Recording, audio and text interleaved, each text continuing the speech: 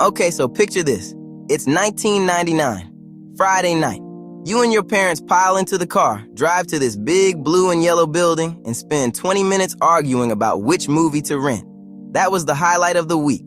That place? Blockbuster. At its peak, Blockbuster had 9,000 stores. 9,000 in 84 countries. They had 60 million registered customers. They were making $6 billion a year. $6 billion annually. They were so powerful that Hollywood studios were literally scared of them. If Blockbuster didn't stock your movie was dead. They had that much control. Everyone worked there. Everyone had a membership card. Everyone paid those late fees. Oh yeah, the late fees.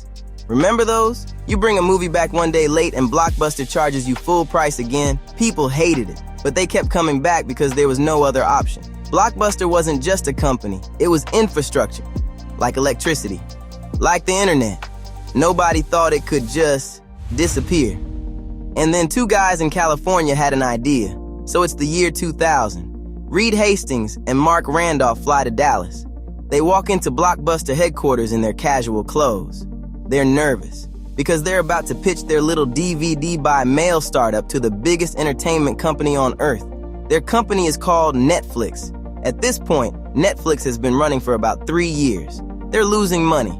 The dot-com bubble just burst. They're genuinely struggling to survive. So Hastings sits down with Blockbuster's CEO John Antioco and says, "Hey, we want a partner. You promote Netflix in your stores. We run your online brand. Together, we beat the internet. And here's the number that will haunt you." Netflix offered to sell themselves to Blockbuster for $50 million. $50 million.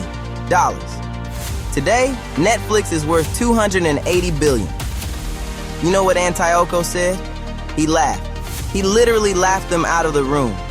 His exact words were that Netflix was a very small niche business. Showed them the door. Meeting over. Reed Hastings walked out of that building and decided right there, we're going to destroy them. Now here's what people get wrong about this story. Blockbuster didn't die overnight. It died slowly, decision by decision. And the crazy part, they actually had multiple chances. In 2004, Blockbuster hired a new CEO, John Antioco, who actually got it. He killed the late fees. You know how much revenue that cost them? $400 million a year? Gone. Just to compete with Netflix. The customers loved it.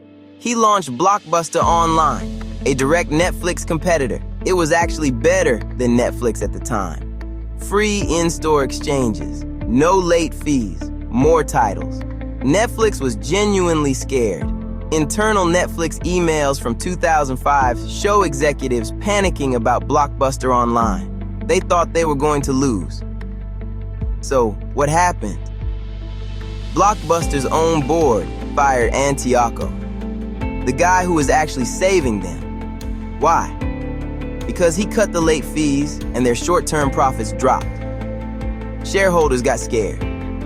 They replaced him with a guy named Jim Keyes, who said, and amen jiname jiste yen gm not is making this up. I don't see Netflix as a threat. I don't think they're even on the radar. He then cut the entire online division budget, shut down what was working, put the late fees back, and focused on opening more physical stores. Meanwhile, Reed Hastings is sitting in California quietly building a streaming platform. 1. Blockbuster files for bankruptcy. $900 million in debt. They closed 3,000 stores in 1 year. Staff just showing up to work and finding the doors locked. By 2014, every single corporate Blockbuster store is closed. 9,000 locations. Gone. Except one.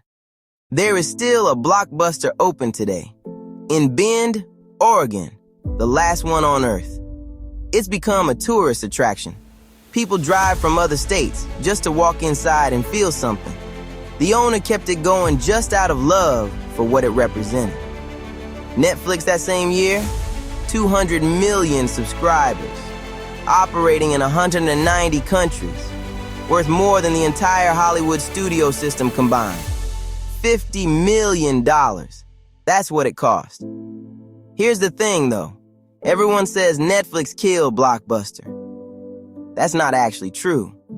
Netflix gave Blockbuster every opportunity to survive. The partnership offer, the acquisition offer, years of warning. Blockbuster killed Blockbuster. Late fees weren't just annoying, they were a symptom. They showed that Blockbuster cared more about squeezing existing customers than earning new ones. That's how dying companies think. The board firing the one guy who understood the future, that's not bad luck. That's an organization that had been comfortable for so long, it physically rejected change like a bad organ transplant. Jim Keyes looked at Netflix and saw nothing. You know why? Because he was measuring Netflix against what Blockbuster was, not what Blockbuster could become. That's the actual lesson. The danger isn't the competitor you see. It's the one you dismiss. Blockbuster had everything. The brand, the customers, the infrastructure, the cash. They just didn't have the one thing that mattered most, the humility to know they could be wrong. Anyway, that's the real story. If this just made you see Blockbuster differently, drop a comment. What other company do you think is making the same mistake right now?